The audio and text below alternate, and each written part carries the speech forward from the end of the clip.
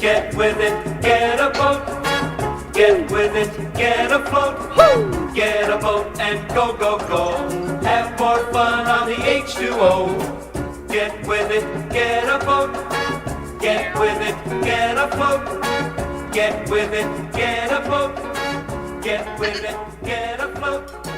Get with it, get a boat. That's George. Okay, it looks like we are probably live. We're going to start this up in just a second. Probably Well, live. I double checked. Good job, Ben. I double checked. Only Sith steal in absolutes, so we can't. And we have somebody in the chat room, so I know we're working. Okay. Awesome. Okay. Hey, why don't we do a show? What do you say, folks? Do it. I don't know. Maybe? I need you to be comfortable with us starting the show. I'm comfortable. Okay. Game. Ew. In your safe spot, Drew. Okay, here we go. Stop being naughty. Or start being naughty, whichever. East Coast Horror Group.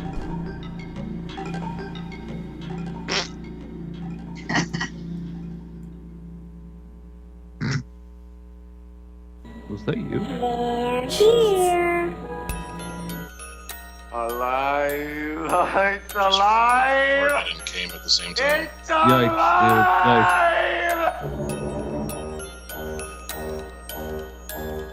East Coast Horror Group presents Dead Art Movie Reviews.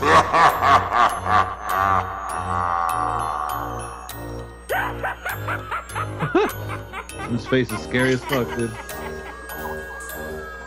That was scary. Salutations and mutilations! You're listening to East Coast Horror Group presents Dead On Movie Reviews. Tonight we will present horror movie reviews and lively debate here on EastCoastHorrorGroup.com and on future select Tuesdays at 9 p.m. Eastern Standard Time. Did you hear that, Tracey? 9 p.m. Yes, you can join our live chat at that time by clicking on live show link on EastCoastHorrorGroup.com, the website. I'm your host, Tim Kretschmann, coming to you from the east coast of Lake Michigan, and it's my honor to introduce the Faculty of Fear panel presenting tonight's special lectures. And we start with, there it is. Tracey DeLeon. She's been in over 11 films, including a film screened at the Atlanta Days of the Dead this year, Family Possessions. Also in Louisville. Currently working on a TV supernatural movie that's making some waves. Juan? Did I say it right, or Hone? I said it wrong again. Heon. Yes.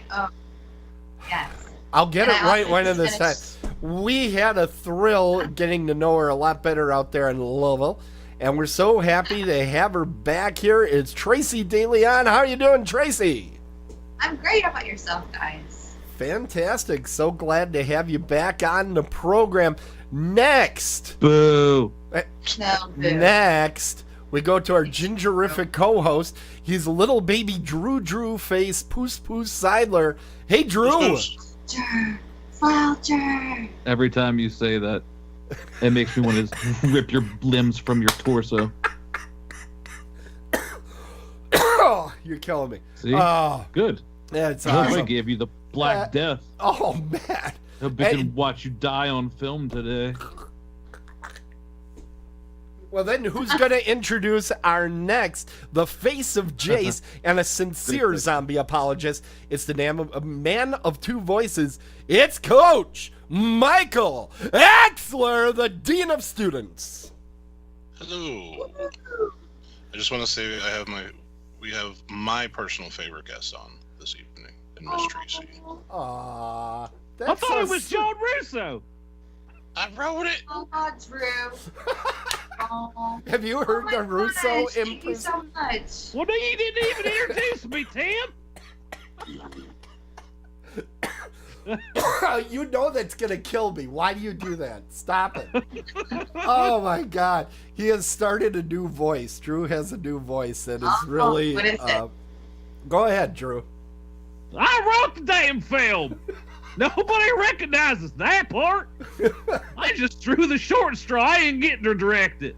It's John Russo. I don't It's know John why Russo. That, Night of the Living Dead. Oh, that's so good. what was that? I wrote it. I wrote it. Oh, Oh. Oh, God. yay! God. Drew. All Off right. button. I need one, but I'm on video, and everybody loves to see my face, as you know, Drew. Said 0 people ever. Oh, yeah, poos. All right. Well, why don't we do that? Let's go to our semi-good friend, little baby Drew face, Poos Seidler. Jesus Christ. What have I you gotta go first, been too? watching? Hey, Tim. I'm completely prepared to talk about the movie that I watched from 2017, a Netflix original. Gerald's Game, adapted from a Stephen King novel. 400 pages. I actually read the book as well, so I was excited to see how the film adaptation worked its way through. Stars of this film. Jessie is the main star. You'll probably know her as Lucille from Sin City, Marv's therapist. Most recently, Wayward Pines. She was the female lead. Also, she was in Watchmen. Was she the comedian? What's that? Was she the comedian? In Watchmen? Yeah. She was like Silk something. I forget what the Yeah. fuck her name was. Silk Um, pajamas. Silk Pajamas. Also, the giant from Twin Peaks / Lurch from the Addams Family films was in it. And just a bit part. And Bruce Greenwood is the male lead, I guess you could say, who plays Gerald himself. Bruce Greenwood, probably know him most from being Pike from the new Star Trek movies. Yeah, and he played JFK, I think, in some movies, like 2 or 3 movies, and No, you're thinking who you're thinking of the Field of Dreams guy, Kevin Costner. no. He played. Now you got me on an internet search. Actually, no, I have been out there. Ben, you always save my butt. Look that up. I think he played JFK. Look that up. You're thinking of Kevin Costner, sir. No, in the 30 film is Waterworld. In 30 seconds, film is dude. Waterworld. In 30 seconds, I will be accepting your apology. I'm never going to apologize for you. I don't care if I killed your pet with a You know lawnmower. I'm right. Now, this movie, was it on Netflix, or did you see it at the movie house? Yes, if you were listening to my earlier I just wanted to say movie house detail and of the piss you film, off. it's Drew. a Netflix original. I just wanted to piss you off. Carla, what is it, Gugliani or something? I think it's Yeah. Gugino. She also was in an excellent TV series that died way too quick called Karen Cisco. If you can ever find it, I have not been able to find this on DVD or Netflix or anything. But if you can't, it's a great TV series. It's based on the same source material that the George Clooney, Jennifer Lopez movie was based on. Men Who Stare at Goats. No, it wasn't that one, but you're close. Anyway, yeah, I really like her a lot. She's also, here's some trivia pursuit. She was only on the first season of Sin City, and that's because Michael J. Fox's wife, Tracey Pollan, thought she was too hot and was worried about all the sex scenes with her because she was constantly in a nightie on that show. Yeah, I And, mean, that's kind of shaky. well, they say that she said Get it? Because he has Parkinson's. that is cute, but no, she actually did ask. Okay. Ben is telling us in Kingsman: The Golden Circle, he did play the president, but I'm fairly certain he was JFK in something. This is gonna bother You're me. wrong, like usual. But So basically, I have to do my also, own Google search. Since we're going on this Carly Gugino kick Yeah. here, she's the girl from the Always video, the Bon Jovi song. Oh, really? Yeah. That's her. Okay. Son-in-law. Son She's like son-in-law too. Okay. She was in Son-in-Law with Pauly Shore. Yes. Wow. Lisa. I think Bruce Greenwood, actually, I think I first saw him on St. Elsewhere for some reason. 13 Days. I found it. Ben, you're going to have to turn in your card. 13 Days he played JFK. He's making this up. Fake news. Fake news. Fake Year news. 2000. It was about the Cuban Missile Crisis. Fake I had to news, why. people. Now I know why I remember this. I was teaching at the time, and I had to show this in a history class like 15 times. let I you saw the around middle children? of this thing. Well, that was before the incident. Jesus Christ. Okay, Okay, Gerald's Game, based on a Stephen King. Now, was this one that was Stephen King or one of his pseudonyms? No, it was Stephen King. It was Stephen King. Okay. It is. And the basic premise of the film is, and the trailer, which my wife showed to me, which is basically a couple wants to spice up their love life, kind of reconnect because there's some hinted at infidelity. And in order to maybe spice things up a bit, they play with handcuffs. And he dies before he lets her out. So, man, you couldn't be any more unlucky than that, right? What's this have to do with bingo? Jesus, are you giving a spoiler here? Do I need to hit the spoiler thing? No, that's not the spoiler, man. That's like basically the story. the first 10 minutes of the film. Really? Oh my yeah. God.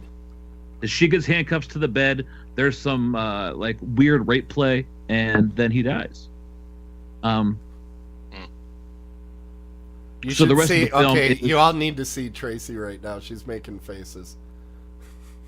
So She literally, was. how unlucky could you be, though, right? No, that's The most unlucky thing. Be in a remote cabin and just try to get kinky and be handcuffed to basically starve to death. Oh my God. How long is this novel though? Because it sounds like something 400 pages. 400 pages. Are you shitting me? No. And this movie's a little over an hour and a half. So I'll get to that because the film does a good job of something else the book does too towards the end of the movie. So most of the film obviously is her psyche, her having characters, and basically it's herself and Gerald, who is dead. You can see him lying dead on the floor, but he's also a hallucination. And Gerald is convincing her to give up, to die, and herself, quote, is convincing her to keep going. Throughout the film, there's a dog that comes in and starts to eat part of him, which is a cool scene. And there's a lot of, as you would. That's the face we need to see. Okay. Tries to eat her at one point whenever she's weak and broken. But as you would think with any film that's really shot in a single room, there's a lot going on in your head, a lot of metaphors, a lot of symbolism. So that all kind of goes on. She sees, a dark figure in the corner of the room every night when it gets dark. You don't really know whether or not it's a hallucination or if it's real. But eventually she does escape. She escapes by... Now I know you're spoiling things. Yeah, I'm definitely spoiling things. What, I'll dude? never watch the bingo game. Damn it. She basically uses her own blood as lubricant to escape the handcuffs. So it's pretty fucked up and pretty gory. You also learn through this that she was raped as a kid by her dad, which was, it's a very uplifting story. So My How God. Now, did the guy die? he had a heart attack. He doesn't look out of shape. yeah. How about that, right? He's like 60 years old, got the body of fucking Dave Bautista. Yeah, but take a look at her in her 90. That'll give you a grabber. Yeah. I don't want to think about that because that's rude. Well, I'm thinking about it. I'm out of this loop. I grabber. Is that something new?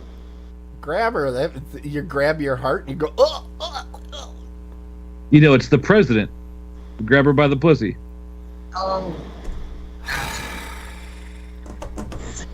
Well, now that's out there. America. Anyway. Dirty bird. I think you Weinstein. So, Stephen King novels. That's not the end. Okay. That's not even the end. It's basically if Stephen King wrote 50 Shades of Grey, you find out, and they do it the same way in the book. It's kind of weird. Like the last 70 pages, 100 pages of the book are about this serial killer that actually existed that watched her be tied to the fucking bed out of nowhere.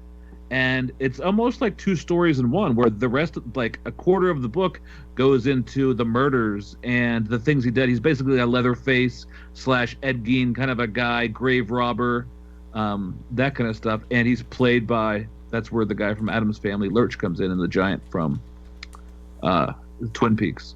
So it's kind of a cool twist on it. And they just don't give. I think it deserved an entire separate film, or another 200 pages, because that was equally as interesting as basically just the vehicle of how do I survive when I'm handcuffed to a bed in the middle of nowhere. So what are the life lessons learned from this? Whatever you do, basically, if you're a girl, your dad's gonna fuck you. What? Oh, God. Makes Terrible. sense. Now, Yeah. okay. She was what? Now, okay. Stephen King novels, they usually fall into 2 or 3 different little splotches there. There's either the really scary adaptions of them, or there's the really campy adaptions of these. It sounds like this one falls into somewhere over toward the scary side. There's the production's great. It is, obviously the acting's great, the effects are great. It was really gruesome watching a dog eat a human, obviously, and watching her mutilate herself in order to save herself, and it was a fun ride the whole way around, I think. Fun ride. She does in fact look like a fun ride. Okay, so are you ready to give it a grade? I am. Okay, let me just set everything up. Alrighty then. What is your grade for Gerald's Game? I'll give it a B+. Okay, if I had control of the keyboard. There we go, that's nice. A B+, ladies and gentlemen. Well, that's pretty good for you. Yeah, That's pretty good. I really enjoyed it. Like I said, it was good. So is It this was a gruesome reason and to fucked up. stop watching Stranger Things 2 for a minute and run over and watch this for a bit? I would definitely recommend checking it out, especially compared to Stranger Things. Okay. You know what I find interesting with Stranger Things 2? Everybody keeps calling it Stranger Things 2. And I think it's the first time I've seen a TV series where people are literally constantly saying what season number it is. Yeah, well, that's what they named it. They named it a sequel, basically. They didn't say Yeah. season 2. Even the cast and the writers and directors all say Stranger Things 2. That's really different. That is different. Okay, well, thank you very much. You got me very interested in this show. Be honest, though. It's not me that got you interested in the show, is it? No, once I started downloading those little clips, I was like, yeah, I need to see this right away. Right away. Okay, we are now moving on to Moving on. the man, the myth, and the legend, Mr. Mike Exler, what have you been watching? Well, I went Orange. back to the way Halloween used to be. So many years ago, there was always a Saw film in theaters for Halloween. So I saw the 2017 film Jigsaw. Jigsaw. Now, you've seen all of the Saw movies, correct? Yes, I have. All right. I saw them all in the theaters, actually. In the movie house? In the movie house, yes. Yeah. Fuck you, dude. That's where I saw them. So I saw this one at the movie house as well. Tell us all about it, Mike. Yes. It was good. You should watch it. My grade is an A. No, I'm just playing. This it starts off. Bodies are turning up around the city. This is 10 years after the events of the last Saw film. A full decade. A full decade. So basically, bodies start turning up with jigsaw pieces or puzzle pieces carved out of their skin, and they start getting more evidence, and they start finding tapes with the voice of Jigsaw on it. Now, the film centers around a police detective and a coroner and his assistant. Those are the primary players of the movie. So this is really, it stuck to the formula of Saw. For those that haven't seen the entire series of Saw, a lot of people just say that it's torture porn and gore for gore's sake. I couldn't disagree more with that. If you watch the entire series of films, there are people and characters in the first movie, second movie that pop up throughout the series. So really everyone you see has a part in what Jigsaw is doing. So the writing's really there as far as people caring about the story. Now, is there gore throughout the series? Obviously, there's a ton of gore. I have a question. Yes. Has Carrie Hughes ever come back? Yes, he comes back in the final one. Oh, really? Yeah. This one being this one being the final one? No. The This is last almost like Saw a film. restart. This is almost this like is- a restart. This is definitely a restart of the. I don't want to say a reboot, but No. kind of like now we're starting another season almost. Yeah. Does Danny Glover die in the first one? No, he doesn't die. I forget. It's been a I long can't. time. I can't remember what happens to him. Doesn't Mel Gibson come out and call him something? Shut the fuck up. Okay. Well, he I gets was wondering. he gets his throat cut. I do remember that, but he had a scar, remember? Yeah. I don't think anything happens to him, but I'm not sure. He pretty much goes crazy over the entire thing, and nobody takes him seriously. I do remember that part. But Carrie Ells does come back in the final chapter of Saw. I believe that was Saw 3D. That he was the one running the games. He has nothing to do with this film, by the way. Great actor, though. Oh man, you just gave it away. What, Not- that he doesn't have yeah. anything to do with Not this movie? really. I'm just kidding. So, as we get through the sort of some of the bodies and the traps and things like that, they find that they're doing an autopsy on one of the bodies, and they find a bunch of blood and such under the fingernails of one of the victims, and they run it through their DNA super CSI scanners, and they find that it is exactly matched to John Kramer, who we all know has been dead for quite some time. So the mystery. How? Yeah. So the mystery begins. How John Kramer has come back from the grave to continue his Jigsaw ways. It's his twin. It is not his twin. Damn it. Um, His clone. I always thought the traps were sort of secondary to the film, to the story, and what Jigsaw was trying to accomplish. What was he trying to accomplish? He was trying to save people. I mean, doesn't it goes so far though, right? After a while, it's just like I kind of dig doing this. No, he never got to that point. Huh. There were certain Saw films where he was working with people that didn't get that concept, and I know one guy that was working with him set up a trap that you couldn't get out of, no matter what you did, and that's not what Jigsaw wanted to do at all. So Jigsaw stuck very well to his plan of legitimately trying to save people. I mean, in a awful, terrible, sadistic way, but still trying to save people. He's the hero of his own Turkey, story. That's an earmark of a great villain. Is he's the hero of his own story. He thinks he's doing the right thing. You can't act a negative. So. That's right. It's not about the crucifixion. I set you up, Mike, and you hit her right out of there. Nice. That's right. So the traps in this one are decent. They're well thought out. I think they definitely are fresh. After 8 or 9 years of traps, they definitely, I think, had to go back to the drawing board and get something to keep the attention of the audience. And I think they did a good job with that. One, Tim, you saw this.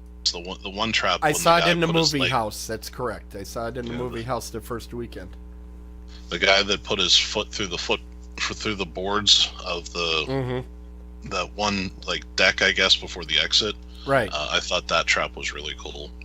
There were they were good set pieces. Yeah. They were good set pieces, and as you know, I was happy that the cast was very attractive.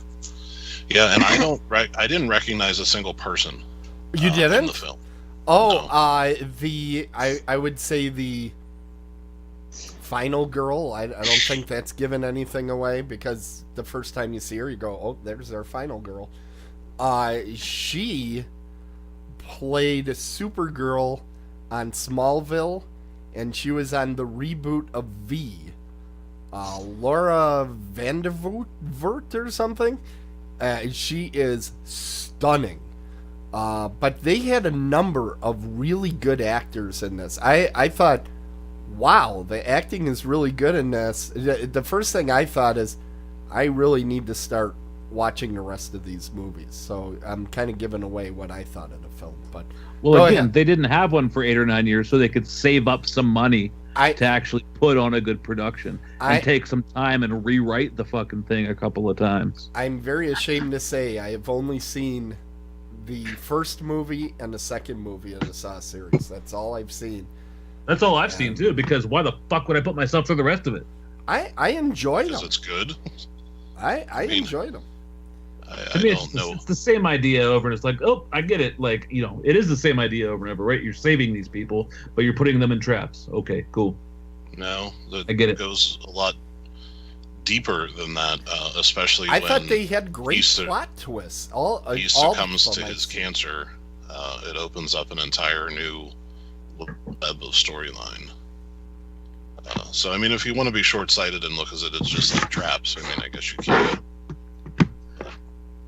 And I believe our good friends Mark Dunstan and, oh god, I'm gonna forget the other name.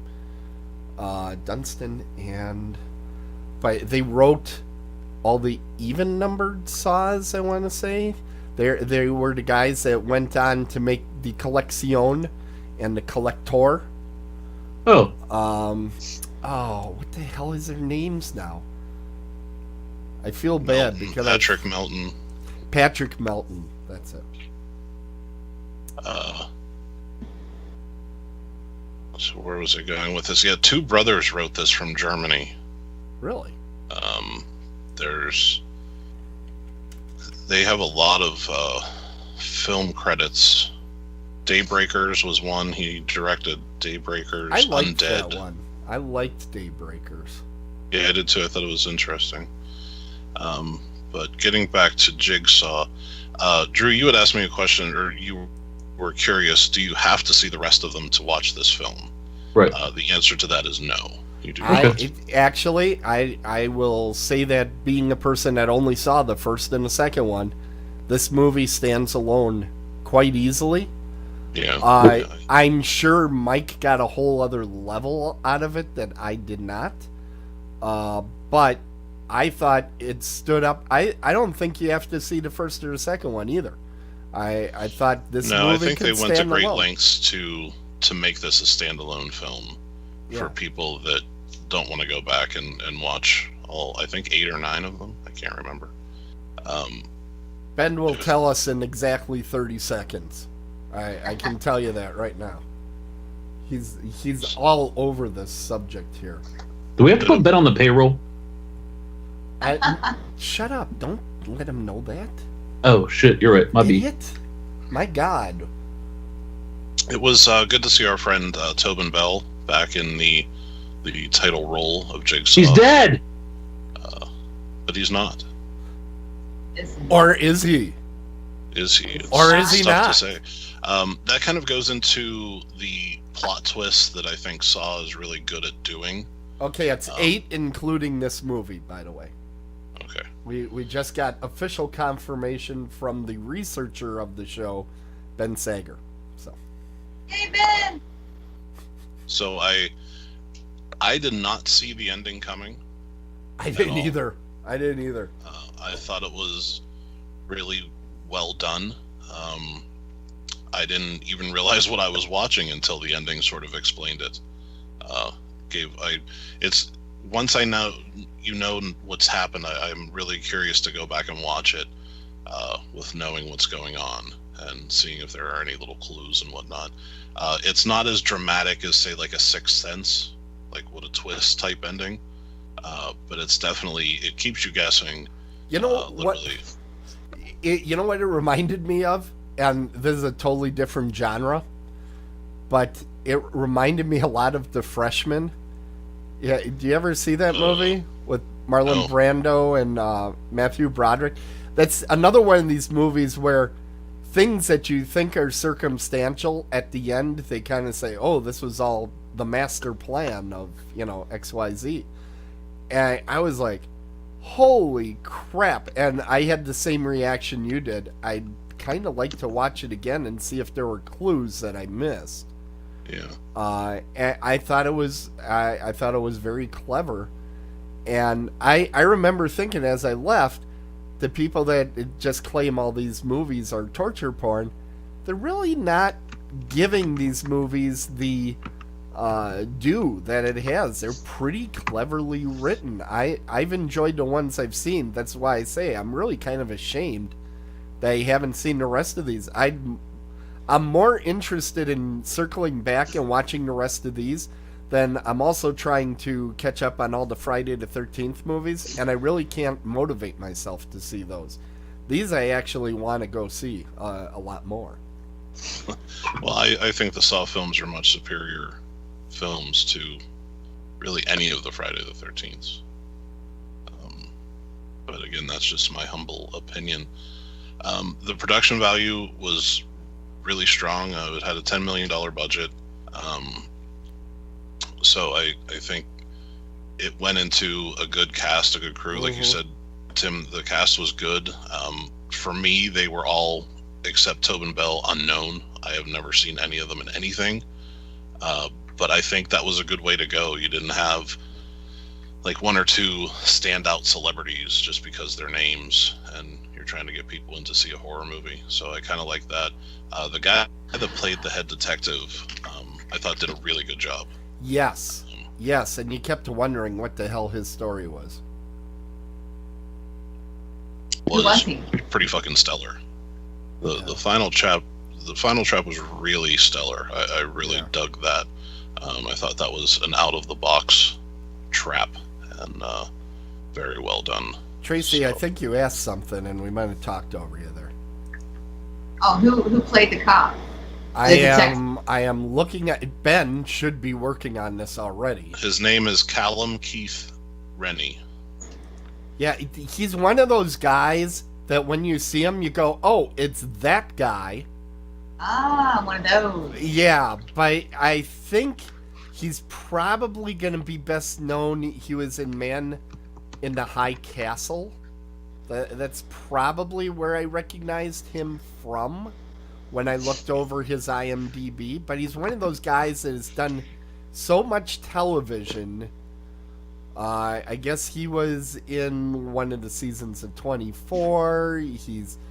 I'm looking at his IMDb right now. He's Battlestar Galactica. He was on for 20 episodes.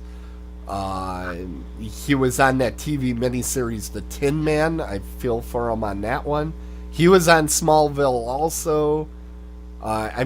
He's got more television credits. 130 credits this guy has. So he's been all over the place. Californication he was on. Ben finally got to that. 50 Shades of Grey. Well, of course Ben knows about 50 Shades of Grey, but whatever. So, anyway, yeah, he's been in a lot of stuff, and I thought he was really good. But I can't really point to an actor that was not doing a good job. I thought they all did a great job. Yeah, no, I agree. I thought it was cast very well. The script was good. Just really everything about the film was good. I mean, if you like the Saws, I definitely would check it out. Like I said, you don't have to have a lot of knowledge of the Saw films. You might miss a few like callback traps to films, but other than that, you're not missing any big time details by not seeing the rest of the films. Yeah, there were a couple scenes where I'm like, oh, I bet you this is pointing to something from another movie, but I didn't feel like, oh, I'm missing a lot. There was like a scene where they kind of show a bunch of different traps, and I'm like, I bet you some of those traps were used in other movies. So, but I really liked it. But what we need to find out, are you ready, Mike? Yeah. Okay, so let's see if I can get this to work this time. Mike, what is your grade for the movie film Jigsaw? I'm going to give Jigsaw an A. An A, a full-on A. Wow. Did you say full-on AIDS? Yes, full-on AIDS. That's exactly what we said, Drew. You are such a stunningly smart person. Oh, thanks. Great hearing. Yeah, an Thank A. you. I don't know that I would give it an A, but I probably would be... I'd be B plus, A minus. You're kind of dragging me up to A minus. I probably would have said B plus, but yeah, I liked it a lot too. I thought it was just really good. It was also nice to have a legitimate horror film back in the theaters at Halloween time. Uh-oh. I thought I think that's important. I mean, you always have those throwaway films like the one you're going to review. I don't know how you were like, hey, let's go see this movie. But Well, I'll be explaining that in just a moment, pal. yes. So, yeah, if you're a Saw fan, definitely check this out. I think you'll be happy with it. All right, well, I'm going to do mine now because for some reason, Tracey was adamant that she gets to do the last one. I am going to do Happy Death Day, which according to Mike, who has not seen the film, this is a horrible movie. It looks like shit on a fucking pancake, dude. Okay, now you've seen the trailer, correct? Sadly. Okay, yeah, Drew, have you seen the trailer? I know what it is. Okay, and Tracey, have you seen the trailer? I haven't. Okay. The basic concept of this film is so easy to explain, and you know exactly what this movie is. If you see the trailer, you have the total concept. It's basically a college student relives their day over and over like Groundhog Day, and instead of just falling asleep and then waking up the next morning, she gets killed over and over by a slasher. I have seen this one. I've seen the trailers. Yes. And if you liked the trailer, this is how I'm going to explain this. Mike hated the trailer. He should never, ever walk into this film. Never. Don't go near it. Don't go anywhere near it. But if you liked the trailer, you're going to like this movie. Now, I say that because there was another movie that I ripped on recently, Mother. That movie, the trailer completely misrepresents what the movie is. This movie, in its defense, exactly what you see in the trailer is exactly what you get. Now, this movie stars Jessica Rothe, I think it's pronounced. She was recently in La La Land, and she was one of the leads in The Tribe. I haven't seen The Tribe. This movie was made for less than $5 million, and to date, and this movie's still playing in the movie house, it has made over $78 million. Wow. Which is a ton of cash. It is PG-13, if memory serves. The director of this movie directed Scout's Guide to the Zombie Apocalypse. And It was a fun little movie. And Paranormal Activity, the Marked Ones, which, if I remember correctly, that's one of them that you liked, Mike. Yeah, that was the Inner City one. Yeah, and he also wrote Paranormal Activity 2, 3, and 4. And Well, as he's a we all cocksucker, know, 2 is the standout of the Paranormal Activities because you get to see the pool being cleaned over and over. Standout piece of shit. Anyway, that's the pedigree of this. I thought the concern you always have with a time loop movie is that it's going to get repetitive, that you're going to keep doing the same thing over and over and over, and it's just going to get boring. Somehow this movie didn't do that. I think a lot of that is this lead actress. I think she's got a big future ahead of her. The whole movie was on her. There's not a single scene that she is not in, and she did a really good job. I mean, and she plays a character, just like Groundhog Day, she plays a character that isn't initially likable. She's kind of a mean girl type of character. So you don't want to like her at all. And because of what she goes through, just like Groundhog Day. I mean, I honestly wonder if they wrote this and had the script to Groundhog Day and said, okay, on this page, we'll do this. Because a lot of this stuff was following the very beats of Groundhog Day, which was interesting because they were taking a comedy conceit and making it into a horror movie. Now, if you're looking for no, this all happens on a college this time, so it is not in Puxatawny, and it looks like kind of an Ivy League type of college type thing. As far as is this movie scary? No. Again, watch the trailer. The trailer correctly and absolutely portrays this movie for what it is. This is horror light. So, I would say if you have a 14-year-old, well, that's probably even too old, a 12 or 13-year-old kid in your extended family and you want to give them a starter horror movie, I would say this movie works in much the same way The Gate works as kind of a starter horror movie. Drew has several of those in his basement, so we can test this out. It's true. Yes. Do you feed them at all? Or no? No.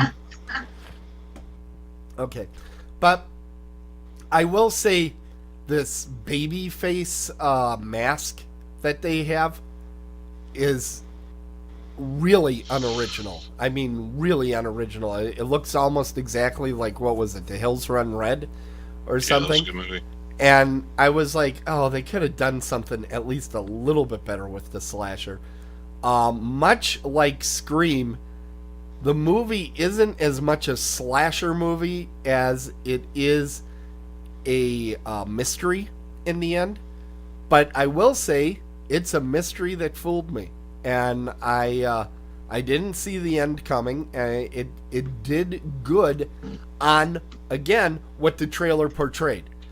The trailer doesn't send you asunder. So if you like the trailer, you should like the movie. If you don't like the trailer, you're going to think this movie sucks. That's just how it is. Is it better than Smiley? Oh, fuck yes. Because I'll tell you what, Smiley had a pretty cool mask, but that movie was Oh, that fucking was awful. garbage. That movie was garbage. This movie, you know, here's another thing. If you like, you know, some of that, what do I call it, the CW teen angst type shows, like if you're watching Riverdale and some of that stuff, this is a movie that you could get into. It's got a lot of those teenager themes and that sort of thing. The cast is stunning. I mean, beautiful. Well acted, well directed. You know, when I saw that this was made for $5 million, I was surprised. I thought, God, that was really cheap, because the production value is monumental on this show. I mean, it looks really good, and they have some things like there's a car that explodes. You know, there's some stunts involved.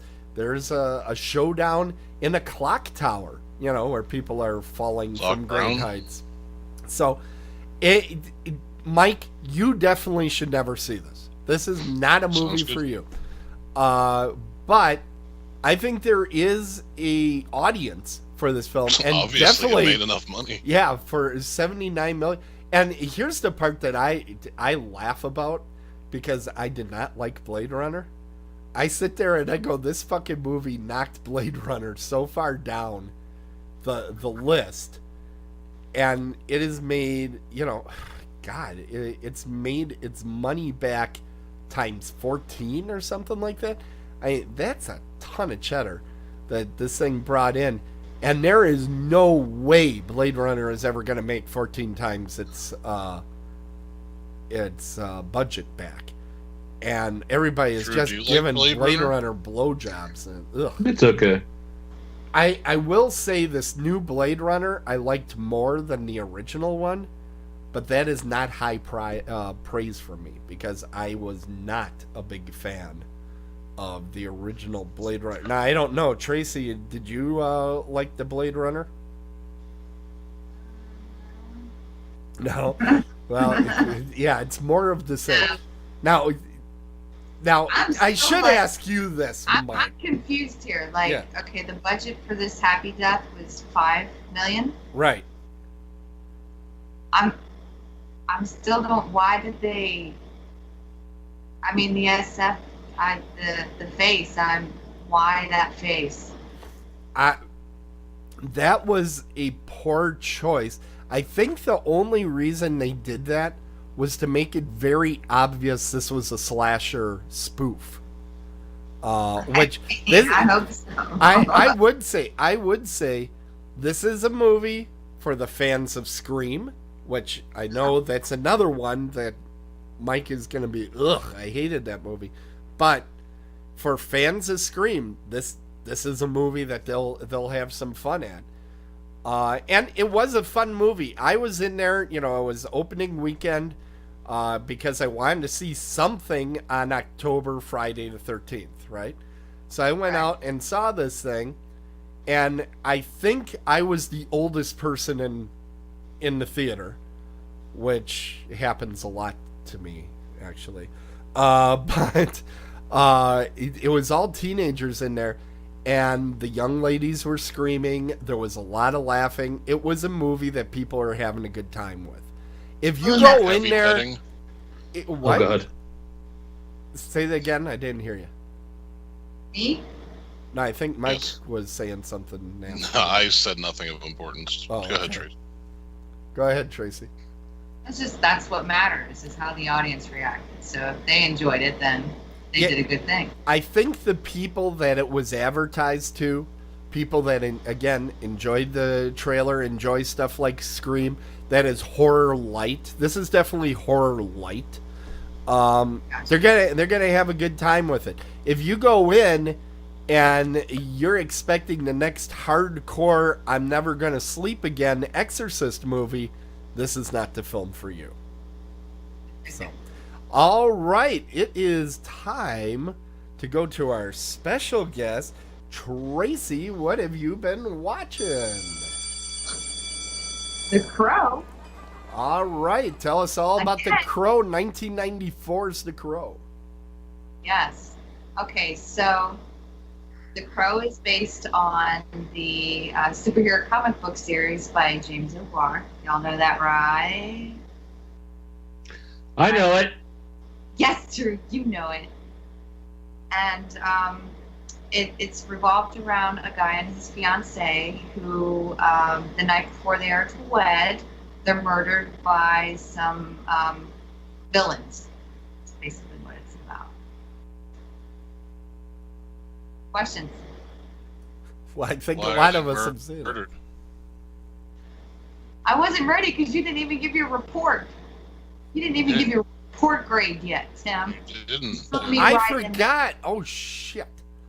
Shit. See, I was working on it. I give it a B. I give it a B. All right, go ahead. I'm sorry. Okay, so it's been directed by Alex Proyas. Say it for me. I'm bad with last names. Alex Proteus, isn't it? Proyas? Is that how you say it? Proteus or something like that. I think he made Dark City too. Proyas. I think- Anyway, he did a phenomenal job. Yeah. I mean, I'm an avid fan of just about every actor that was on that set, and it is still my favorite movie to this day. I absolutely love it. The actors were phenomenal. The story was great. The picture was perfect. I mean, everything about this film was great for me. Everything. Even the real life death. No. The film, not like what happened behind the scenes. And I mean, y'all know what happened behind the scenes. And Right. y'all should know exactly. Aren't you? I mean, aren't you kind of creeped out with that one scene where he puts his hand right on the gun there? In fact, That we're part, kind of no, showing it. because, That scares me. that part's actually a really strong point for me in the film. I mean, especially with Brandon's performance. I mean, he did an amazing job in that scene. But for me, the part that bothered me the most was when he was entering the apartment with violation against his fiancée. That's what bothered me the most, because that was actually the scene where it happened. At least that's what I was read all these years. Yeah, that's what I thought as well. I'm getting some trivia from the chat room. The top three antagonists are never referred to by name in the movie. Top Dollar, played by Michael Wincott. Micah, played by Bei Ling. And Grange, played by Tony Todd. And to me, I think a lot of the strength of this movie is Michael Wincott. I think he does a phenomenal job. He did it. Oh, yes. He was amazing. And the mom. Who played the mom? Darla. I can't remember her name right now, but she did a great job too. Now I'm getting another piece of trivia. Thanks, Ben. James O'Barr's original choice for Eric Draven. Does anybody know who that was? I did, but I honestly forgot. It's Khal Drogo. Johnny Depp. He wanted, and I don't think that would have worked, but it would have put an end to some of these movies he's making now. It's true. Yeah. I can't see that ever being. I think they should have hired Kevin Spacey. Jeez. No, that'd be his career that's dead right now. Anne Levine is the name of Darla, by the way. Okay. She was great. Yeah. Especially in that gun scene with Funboy. Her and all three of them. They did an amazing job in that scene. That's one of my favorite scenes. One of my absolute favorite character actors is in this film. John Polito, I believe is how it's pronounced. He always plays kind of that Italian mobster type guy. I think he's like a pawn shop owner in this. Yeah. He dies pretty early on, and No. he was my favorite in Miller's Crossing. It is just my favorite movie with him. But I think he dies fairly early, doesn't he? He lets them live to go tell the others that death. Oh, that's right. He uses them kind of like a messenger. Yeah. Now, are you ever concerned that every time they show a bird, that it's not really a crow, but it's a raven? Ravens are bigger. I mean, this is film. Do you see them killing real dogs and stuff? They're not gonna, I'm just having fun with all the trivia Ben's sending me here. Because it's there. The story's there. What? What? Yeah, I'm getting more trivia from Ben here. God, he's just sending a ton of it. Oh. We'll have to give it to you later. I thought you said something. No. So, now, have you seen Dark City? Because this movie reminds me a lot of Dark City. I have not seen Dark City. I have not seen Salvation, and I did not watch City of Angels. Really? Okay. No. Interesting. Okay, this movie, I always have problems because it feels like it was cut together, which of course it was, because their lead passed away during the film. There's just parts of it that I go, God, I wish they had the time and got all the shots that they needed to complete the film properly, because I always, it feels like it lurches sometimes, like there's things missing. But it's a good flick, and that is a hard hour movie, which they don't make superhero hard hour movies much until Deadpool made a ton of money. Now they're trying to make everything a hard hour movie. Right. And you guys know that they're remaking this, right? I do. Now, I forget, who are they having play the Crow? Wasn't it? Jason Momoa. It is Momoa. That's right. It is Momoa. They did announce it. Wow. I think I'm nervous because I don't want them to, this is a cult classic, and I do admire Jason Momoa for many of his roles, but I just hope he does this one the justice it deserves. I don't want them to just remake this film and just to remake it. I really hope that they do honor Brandon's performance. Well, you know what though, if they're paying what Jason Momoa makes these days, I don't think they're gonna just throw a piece of crap together here, because No, I'm not saying that. I'm just saying, Brandon Lee is what made this film from my point of view, and I just don't want You mean half of it? Huh? You mean what made half the film? well, I think he shot probably He did the 2/3 of majority a of it. movie. There was only a few scenes that was had to be digitally done. The guy with the green mask on did a really good job of playing Brandon, I thought. Oh my God. Yeah. Drew. Yeah. Can you take life insurance policy out on people that you don't know? Jeez. I don't even know. I don't even know about that. Jason So Momoa I'm just gonna been on go- my Deadpool. He's tempting fate. I'm being completely serious. Like, I would not want that role for anything. To play the that. Crow? I mean, No. Yeah. I there think were it's so many things wrong adding up just to that moment with safety on set. I mean, if we're going to talk about safety on set and things like that, this should have been the catapult for that. I mean, and it was just, I admire his family for fighting for that. They're the ones that put forth in place the safety issues on set. So, I don't know, guys. It's actually the only way this movie would have been more dangerous is if Weinstein would have produced it. But, Yeah, there you did. go. But one thing I think that is overshadowed all the time, though, people always talk about this movie, and they fail to bring up the greatness that is Showdown in Little Tokyo with Dolph Lundgren and Brendan Lee. A lot of people overlook. Rapid Fire. They- You can't forget about Rapid Fire. Yeah, Rapid Fire. Rapid Fire. Yeah, that one's really rough. I actually like Showdown in Little Tokyo. I think I'm one of the 7 people. But I think that movie really showed that he could have done just the silly action flicks.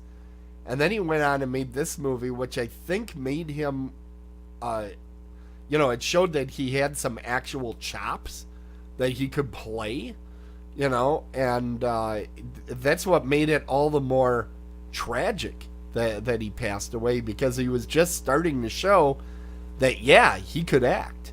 This was actually, I think, his catapult into this industry. I think that performance from him showed that he's versatile, and he can go the comedy route. He can go the action figure.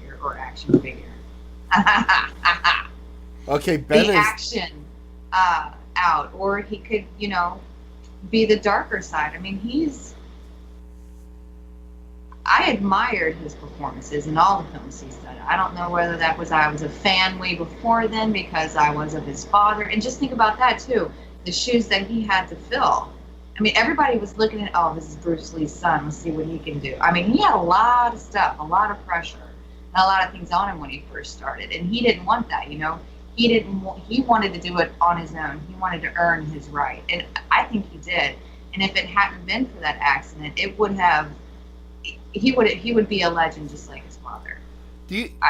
I do not doubt that at all. Do you wonder? I sometimes wonder if Heath Ledger's Joker makeup or overall look was somewhat modeled on the Crow. I noticed that too, and I completely agree. I was like, are they? Which again leads me to I would never want to have this part. This is a doomed part, I think. I don't think they should remake it, but I'm glad they made the choices of cast as they did to remake it, because I do believe that Jason Momoa has the heart to, honor Brandon Lee through his performance in this remake of The Crow. He has to stop going to the gym. He does. He actually has to lose weight because he gained weight for Aquaman. So yeah, right. He's gonna have to do a little bit of no carbs for a while. Well, and I think it's going to part of what makes The Crow good is that he doesn't look like in life that he would have been a badass. Now, even though we all know that he was a martial arts expert, he doesn't really do the martial arts types of moves in this film. He doesn't have to. He's invincible. Right. And I think that's part of what's good about it. That you mean real life because he died? No. I think his best martial arts performance in this entire film was with what was it, Tin Man, the knife guy. Oh yeah. That in the alleyway was the best. Where he catches the knife by the blade. Yeah. I can do that. Can you? I think what they wanted to stay away from that. I think they wanted it to just be right. And I think that's the strength of the movie. They didn't overdo that thing, because very easily, if I have Brendan Lee in my movie, I go, well, shit, Brendan, just figure out how this fight's going to go down and make it as chopsocky as he can, and the way it'll go. Chop what? Chopsocky. And Ernie Hudson in this film too. He was great, along with Rochelle Davis. I mean, the whole cast. It was just a great cast, an amazing film. It will always be my favorite film. Always. Wow. Now she has problems. Huh? Rochelle Davis has problems. You know what? I probably She gets sad as hell. That I can't even imagine. That was her first on-set experience. And to meet somebody like him. I mean, you don't meet many people like him in this industry, and even like Ernie Hudson. I know that, you just don't. And I can see why, she's had a hard time. I can see that. And not just with that, but I mean, being 14, being a young girl in this industry. I mean, come on, guys. You know what's going on. What's going on? Come on, Drew. What do you mean? All this Weinstein talk, y'all know what I'm talking about. Yeah. Yeah. No, I think there are a number of really good performances in this movie. my criticism always of the movie is it seems not to have a through line on some things. And again, I kind of point to they weren't allowed to shoot the movie that they wanted to shoot, so that becomes a problem. I don't think it's anybody's they were fault. allowed. I think it was because of the tragedies that happened on set. Well, I It guess kind of led that to yeah, I guess that's what I mean. And today, a lot of these movies they put aside time for reshoots, and that definitely you can't do that when your lead passes away halfway through and you cut it together and go, oh, this isn't working. Well, it isn't like, okay, let's go and reshoot it. That's not really something that you can do. In fact, Did you know Tony Todd thought that really his cool. character should have that stripe in his hair? what's really? Yeah. He did. I don't know that I agree with him. He told Drew about it. He did. Then he called me a racist. You are. Okay. All right. We're changing the subject. I think it's time, Tracy. Let's. Is it time, Tim? There we go. I You gotta know get my this. grade is an A++. Yeah, I'm working on it. We're almost there. Let's see. And here comes that report card. Woohoo! Well, that was too big. Too big. How can she do an A++ and I wasn't allowed to do an F-? Because you did it to a wonderful film. You gotta let him have his F minus. Whose side are you on, Tracy? You know you're on my side. You know. All right. Well, okay. I think we have come to the end of the program. And we're only a little bit over time, so we're doing really good. It is time to do kind of our plug-a-thon here. And I'm trying to find the right button. There we go. First, let's start with the boys at East Coast Horror Group. Drew, we have a show coming up later this week, don't we? We do, Tim. And it's going to be the hour-long Stranger Things 2 special extravaganza. It is? Yeah. Oh, okay. Cool. All right, and that's coming on Thursday. Your mouth. Saturday. I am not doing one of these shows on Saturday. I'm telling you that right now. Thursday night, and just like this show, sorry, just click the live show link, and you'll be able to see that program. Mike, what else is going on the website? I see we have a new review here. Walker Stalker Atlanta. What else do we got going on here? We don't have much media stuff going on because of Chicago coming up, but our written side, headed up by Adam Holtzwappel. Is that it? Is that everyone close? Holtzapfel. He's been crushing it lately with a lot of great content. He is in doing the written great. form. Why didn't we do that earlier? He's writing great articles. Yes, he is. So he's got a lot of reviews coming out from the Nightmare Film Fest. So check that out. And We got tons of panels I'm looking at that have been on there.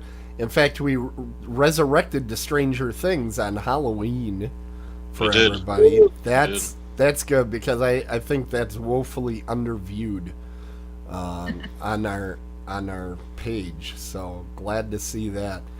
And Tracey, there's a new place to find you on the web. Is there? Yes. Tell us all about it. Pornhub.com. Stop it. No.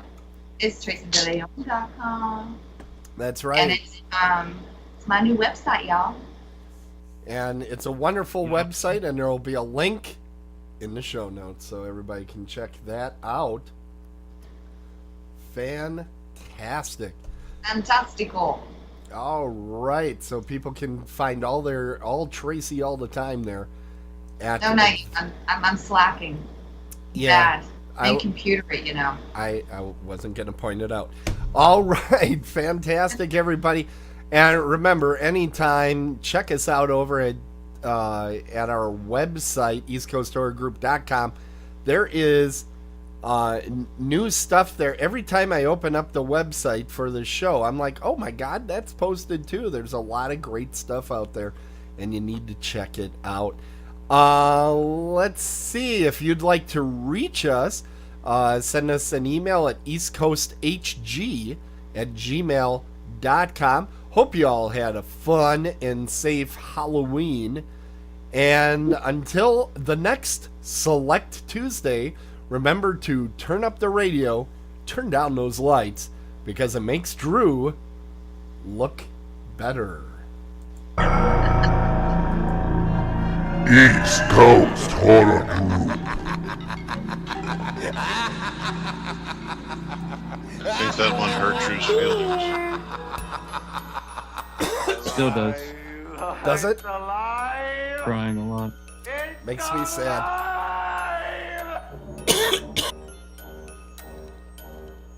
What do you have? Open cough or something? What's going on? Whooping cough. Dead Eye Reviews. Instead of hitting the cough button, I'm just hitting the mucus button, which works nice. It's an awful word. I like it.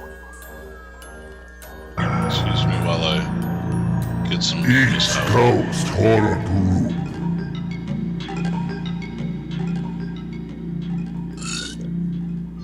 Stop it.